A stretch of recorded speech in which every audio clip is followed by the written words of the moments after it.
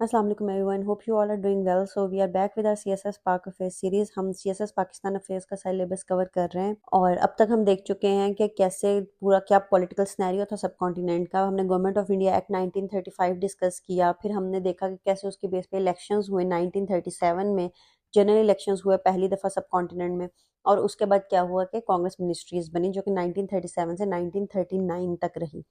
हमने देखा कि कैसे 1939 में जब वर्ल्ड वॉर वन स्टार्ट हुई तो उसके प्रोटेस्ट में जो इंडियन लीडरशिप थी हिंदूज की, कांग्रेस की, उन्होंने रिजाइन कर दिया और उसके बाद क्या थी, पूरी मिनिस्ट्रीज थी वो डिसॉल्व हो गई, ठीक है। और उसके बाद अब दोबारा से कोई गवर्नमेंट नहीं है सब कॉन्टिनेंट में।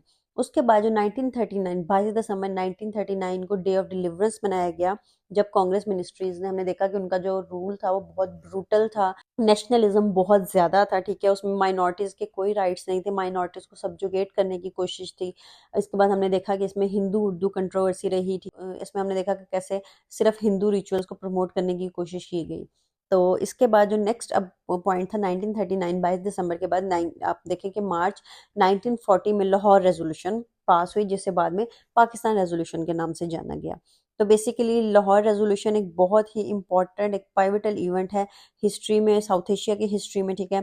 और इसके बाद एक और इवेंट हुआ था गांधी जिना टॉक्स, जो कि 1942 में। ये आज हम ये दोनों चीजें डिस्कस करेंगे। तो लाहौर रेजोल्यूशन जो है 1940 की एक बहुत इंपॉर्टेंट इवेंट है इन द हिस्ट्री ऑफ सब continent, in the history of Pakistan and in the history of United India. Basically ये जो इवेंट्स थे ये एक टर्निंग पॉइंट थे, जो भी मुसलमानों का एक स्ट्रगल था इंडिपेंडेंस का, और इसकी वजह से इसमें सिग्निफिकेंट शिफ्ट्स आए, जिसकी वजह से जो इंडियन नेशनल कांग्रेस और ऑल इंडिया मुस्लिम लीग है उनके जो दरमियान की आप देखें कि जो रिफ्ट थी वो बहुत खुल के सामने आई। उनको पता चला कि इनकी डिमांड्स, इनकी एस्पायरेशंस डिफरेंट हैं। तो बेसिकली आज हम डिस्कस करते हैं सबसे पहले लाहौर रेजोल्यूशन। अब लाहौर रेजोल्यूशन से पहले आपको सारा सिनेरियो पता है, आपको उसको रिकॉल करने की कोशिश करें। जब आप पेपर में लिखेंगे तो आपने हमेशा इसको इसके बैकग्राउंड से ही स्टार्ट करना है। आपने बताना है कि 1930s में आप देखिए पॉलिटिकल क्लाइमेट क्या था। 1930s से पहले तक पॉलिटिकल क्लाइमेट कुछ और था, ठीक है। इतनी स्ट्रॉन्ग स्टैंडिंग नहीं थी मुस्लिम लीग की, लेकिन उसके बाद जब नेहरू रिपोर्ट और उसके बाद कायदे आजम के 14 पॉइंट्स और इलाहाबाद एड्रेस जो कि 1930 में आया, तो पाकिस्तान मूवमेंट के जो सब मेन प्लेयर्स थे, जिसमें कायदे आजम, अल्लामा इकबाल, अब वो सब आप देखें कि फ्रंट फुट पे आ गए हैं। उसके बाद जो पॉलिटिकल क्लाइमेट था वो चेंज हो गया। इंडिया, आपको पता है कि अभी भी ब्रिटिश रूल के अंडर था, लेकिन इंडिया ने इंडिपेंडेंस के लिए कोशिश करनी शुरू कर दी थी और सेपरेशन के लिए भी कोशिश शुरू कर दी थी। तो इसी वजह से जो ब्रिटिश गवर्नमेंट थी उन्होंने गवर्नमेंट ऑफ इंडिया एक्ट दिया 1935 का। हमने देखा कि कैसे उसने सिर्फ मेजोरिटी को सपोर्ट किया, हमने उसमें फेडरल सिस्टम को डिस्कस किया, बाई कैमरल लेजिस्लेचर को डिस्कस किया। लेकिन जो मुसलमान थे उन्हें लगा कि अब वो बहुत ज़्यादा मार्जिनलाइज हो गए, क्योंकि मुस्लिम लीग बहुत ज़्यादा मार्जिनलाइज हो गई थी। और ये कब पता चला, ये 1937 के जनरल इलेक्शंस के रिजल्ट से पता चला कि जो मुस्लिम लीग है उसको साइडलाइन कर दिया गया है। बेसिकली ये जो एक्ट था ये बिल्कुल भी, इसने जो ग्रोइंग नीड्स थी या ग्रोइंग एस्पिरेशंस थी मुसलमानों की या मुस्लिम लीडर्स की, उनको नहीं समझा, तो इसीलिए इसको बहुत ज़्यादा अनएक्सेप्टेबल माना गया। मुस्लिम लीडरशिप ने भी कहा कि ये नहीं सही। तो इसके बाद जो लाहौर रेजोल्यूशन 1940 में हुई, उसका मकसद यही था कि 22 दिसंबर 1939 को कांग्रेस मिनिस्ट्रीज जो थी वो डिसॉल्व हो गई। और अब मुसलमानों को ये रियलाइज हो गया था कि वो अगर दोबारा कांग्रेस आती है पावर में, दोबारा कांग्रेस का रूल होता है, तो वो ये चीज़ बर्दाश्त नहीं कर पाएंगे। तो वहां से उन्हें पता चला कि अब हमें एक सेपरेट नेशन की ज़रूरत है। यहाँ से बेसिकली जो टू नेशन थ्योरी की बिल्कुल स्ट्रॉन्ग, आप देखेंगे स्ट्रॉन्ग एक फुटिंग के तौर पे सामने आई। तो बेसिकली लाहौर रेजोल्यूशन ऑफ 1940 इस चीज़ की एक वाजिया दलील थी, एक निशानी थी, एक आप देखेंगे एक रिप्रेजेंटेशन थी कि अब हम हिंदूज के साथ कोएग्जिस्ट नहीं कर सकते। Basically all India Muslim league का ये जो सेशन था, एनुअल सेशन था 1940 में, ये आपने याद रखना है इसको for the sake of MCQs की, ये मिंटो पार्क लाहौर में हुआ। इसको बहुत ज़्यादा यहाँ पे डेलीगेट्स अक्रॉस द इंडिया जितने भी थे वो आए, उन्होंने इसको अटेंड किया। ये एक डिफाइनिंग मूवमेंट है साउथ एशियन हिस्ट्री का। इसको रेजोल्यूशन को फेमसली पाकिस्तान रेजोल्यूशन के नाम से भी जानते हैं। और बेसिकली ये जो पाकिस्तान रेजोल्यूशन का नाम है, इसको जो बंगाल के चीफ मिनिस्टर हैं AK फजलुल हक, ये उन्होंने पाकिस्तान का इसको नाम दिया और उसके बाद ये पाकिस्तान रेजोल्यूशन के तौर पे वाजिया होगी। बेसिकली ये लाहौर रेजोल्यूशन ही थी, लेकिन इंडियन प्रेस ने इसको पाकिस्तान रेजोल्यूशन के तौर पर छापना शुरू कर दिया। तो उसके बाद हमें भी लगा कि ये एक बेटर नेम है लाहौर रेजोल्यूशन का, तो इसलिए इसको पाकिस्तान रेजोल्यूशन भी कहना शुरू कर दिया। बेसिकली इस रेजोल्यूशन में डिमांड की गई एक सेपरेट होमलैंड की मुसलमानों के लिए। तो अगर हम लाहौर रेजोल्यूशन के की फीचर्स देखें तो उसमें सबसे स्ट्रॉन्ग जो डिमांड थी वो थी कि हम एक सेपरेट होमलैंड चाहते हैं। इस रेजोल्यूशन ने कहा कि जो मुस्लिम मेजॉरिटी रीजन्स हैं जिसमें नॉर्थ वेस्ट और eastern zones of British India, इनको ग्रुप किया जाए और एक कॉन्स्टिट्यूट की जाए एक इंडिपेंडेंट स्टेट जिसमें कॉन्स्टिट्यूंट यूनिट्स हों जो कि ऑटोनोमस हों, सोवरेन हों। इस रेजोल्यूशन ने डिमांड किया कि मुसलमानों को एक सेपरेट होमलैंड दिया जाए जिसका नाम पाकिस्तान होगा। तो मोहम्मद अली जिन्ना ने यहाँ पे कहा कि जो हिंदूज और मुस्लिम्स हैं वो ना सिर्फ रिलीजियसली एक डिफरेंट कम्युनिटीज हैं बल्कि वो सेपरेट नेशन है। दे have their own distinct cultural and political identities. अगर आप उनकी फेमस कोटेशन यहाँ पे देखें तो जो हम अक्सर कोट की जाती है वो यही है कि the Hindus and Muslims belong to two different religious philosophies, social customs and literature. They neither intermarry nor interdine together, and indeed they belong to two different civilizations which are based on conflicting ideas and conceptions. ठीक है, ये अगर quotation आप coat कर सके तो it would be better. अगर आप सिर्फ इतना भी बता दें कि कायदे आज़म को बेसिकली इस कोटेशन का क्रक्स यही था कि they are two different nations, they have their own distinct cultural and political identity. अगर आप पूरी कोटेशन याद कर सकते हैं तो इट वुड बी गुड। अगर आप नहीं याद कर सकते तो आप इसका क्रक्स भी मेंशन कर सकते हैं कि जिन्ना हैज आर्ग्यूड कि Muslims are two separate nation, they have their own distinct cultural and political identities. उसके अलावा लाहौर रेजोल्यूशन में गवर्नमेंट ऑफ इंडिया एक्ट 1935 को सोली रिजेक्ट किया गया। मुस्लिम लीग ने कहा कि जो गवर्नमेंट ऑफ इंडिया एक्ट 1935 है ये अनएक्सेप्टेबल है हमारे लिए। मुसलमानों की सेपरेट पॉलिटिकल आइडेंटिटी है उसको रिकॉग्नाइज नहीं किया, इसने मुसलमानों को एडिक्वेट सेफगार्ड नहीं किया उनके राइट्स को। इस एक्ट के ने बहुत ज़्यादा जो पावर है वो हिंदू मेजॉरिटी कांग्रेस को दे दी है। ये एक ऐसी सिचुएशन थी जिसको जिन्ना और उनके जितने भी फॉलोअर्स उन्होंने कहा कि ये मार्जिनलाइज कर देंगे मुस्लिम्स को। अगर हम देखें तो इस रेजोल्यूशन में जो थर्ड इंपॉर्टेंट चीज़ थी वो थी पॉलिटिकल एंड कल्चरल सेफगार्ड। इस रेजोल्यूशन में एम्फसाइज किया गया कि कोई भी फ्यूचर गवर्नमेंट जो है वो मुसलमानों के बिना नहीं बनाई जाएगी ब्रिटिश इंडिया में, क्योंकि मुस्लिम एक की स्टेक होल्डर हैं ब्रिटिश इंडिया में। इसमें कहा गया कि जो मुस्लिम्स हैं वो चाहते हैं कि उनकी रिप्रेजेंटेशन हो, उनकी प्रोटेक्शन हो, उनके सेफगार्ड किए जाएं सारे इंटरेस्ट। ऑल दो वो माइनॉरिटी है लेकिन अगर वो मेजॉरिटी के अंडर आ जाएंगे तो वो इतनी छोटी माइनॉरिटी नहीं है कि वो हमेशा के लिए सब्जुगेट होकर रहें। ये रेजोल्यूशन बेसिकली डायरेक्ट रिस्पॉन्स था कांग्रेस मिनिस्ट्रीज की उन सारी पॉलिसीज का जो उन्होंने 1937 से 1939 तक इम्प्लीमेंट की। इसके अलावा इस रेजोल्यूशन में कहा गया, एम्फसाइज किया गया कि हम ब्रिटिश गवर्नमेंट के साथ जो अपने ताल्लुकात हैं उसको इम्प्रूव करना चाहते हैं। उन्होंने कहा कि हम ब्रिटिशर्स को एज एडवर्सरीज नहीं देखते, बल्कि कायदे-ए-आज़म मोहम्मद अली जिन्ना ने इस बात को बार बार रीआइट्रेट किया कि हम ब्रिटिश गवर्नमेंट के साथ रिलेशंस इम्प्रूव करना चाहते हैं। उन्होंने कहा कि British government now had a new player, the Muslim league, जो कि बेसिकली काउंटर बैलेंस करेगी कांग्रेस के इन्फ्लुएंस को। ये बेसिकली एक प्रैग्मेटिक अप्रोच थी, मुस्लिम लीग की एक पॉलिटिकल अप्रोच थी। और उन्होंने इस बात को बताया कि हम एक इंपॉर्टेंट स्टेक होल्डर हैं, इंपॉर्टेंट प्लेयर हैं, so we can not be ignored. इसी वजह से जो लाहौर रेजोल्यूशन है बहुत ज्यादा इंपॉर्टेंट है, बहुत ही ज्यादा इंपॉर्टेंट हिस्ट्री में है, क्योंकि आपको पता है कि 23 मार्च 1940 is such an important event for the history of Pakistan. ये बेसिकली एक फर्स्ट टाइम हमने फॉर्मल डिमांड की थी कि हमें सेपरेट मुस्लिम स्टेट चाहिए, उसके बाद हम पाकिस्तान बना। तो मुसलमानों के लिए ये एक पावरफुल असर्शन थी, उनकी आइडेंटिटी की, उनकी ऑटोनॉमी की, उनकी आवाज़ सुनी जाए एक हिंदू मेजॉरिटी इंडिया में।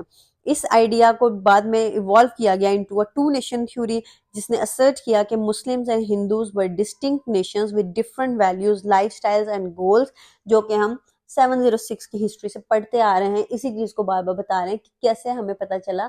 हमें हर चीज ने ये चीज बार बार वाज़िया करवाई थी कि मुसलमान और हिंदू दो डिफरेंट नेशंस हैं, इनकी डिफरेंट कल्चरल आइडेंटिटी है, डिफरेंट रिलीजियस आइडेंटिटी है, डिफरेंट पॉलिटिकल आइडेंटिटी है। ठीक है, दे नीदर इंटरमैरी नीदर इंटरडाइन, तो वो एक दूसरे के साथ रह भी नहीं सकते, को एग्जिस्ट भी नहीं कर सकते। So basically this is all for the Lahore resolution. Lahore resolution के बाद जो एक इंपॉर्टेंट चीज आई 2 साल बाद, वो थी गांधी जिन्ना टॉक्स ऑफ 1942। बेसिकली जब लाहौर रेजोल्यूशन हुई तो उसके बाद जो मुस्लिम लीग और कांग्रेस के दरमियान में जो टेंशन थी ना वो बढ़ती ही गई। फिर 1942 में महात्मा गांधी जो कि कांग्रेस को रिप्रेजेंट कर रहे थे और मोहम्मद अली जिन्ना जो कि मुस्लिम लीग को रिप्रेजेंट कर रहे थे, उन्होंने कुछ एंगेजमेंट उनकी हुई, एक सीरीज ऑफ डिस्कशंस चली जिसको गांधी जिन्ना टॉक्स कहते हैं। बेसिकली इन टॉक्स का मतलब यही था कि जो मुस्लिम लीग की डिमांड है फॉर अ सेपरेट होमलैंड उसको खत्म किया जाए।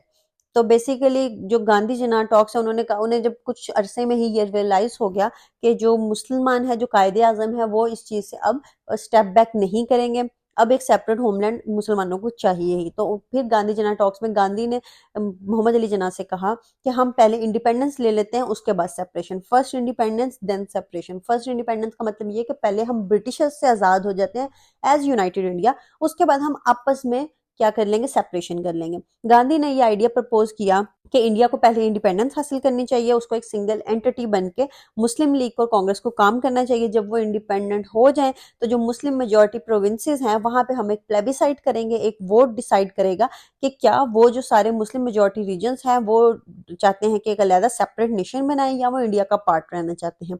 गांधी का ये जो प्रपोजल था ये इस आइडिया पे बेस्ड था कि एक यूनाइटेड इंडिया स्ट्रॉन्गर होगा और मोर स्टेबल होगा।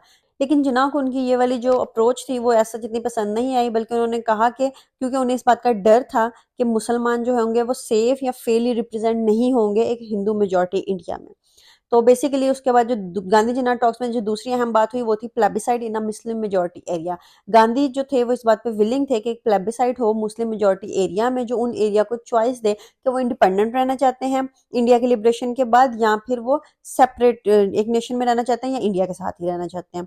अब इसके जो स्पेसिफिक इन प्लेबिसाइड की और इनका जो बाइंडिंग नेचर था वो बहुत एक वेग सा था, उसको सही से क्लियर नहीं किया गया कि किस तरह पूरा मेथड होगा, किस तरह नहीं होगा। गांधी ने इवन के कहा कि इंडिया जो है, India is not two nations but one, if Hinduism is a religion so is Islam, Muslims are Indians by birth even as Hindus are.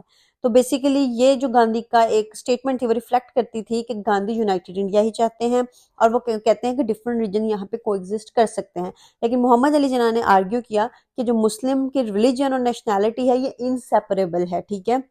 मुसलमानों का जो एक रिलीजन है, इस्लाम है, वो सिर्फ उनका एक रिलीजन नहीं है बल्कि वो इनकी नेशनल आइडेंटिटी भी है। ये कोई ऐसी चीज नहीं है कि वो कहीं ऐसी जगह पे प्रैक्टिस कर सकें जहाँ पे जो स्टेट का रिलीजन है वो इस्लाम ना हो लेकिन मुसलमानों का हो।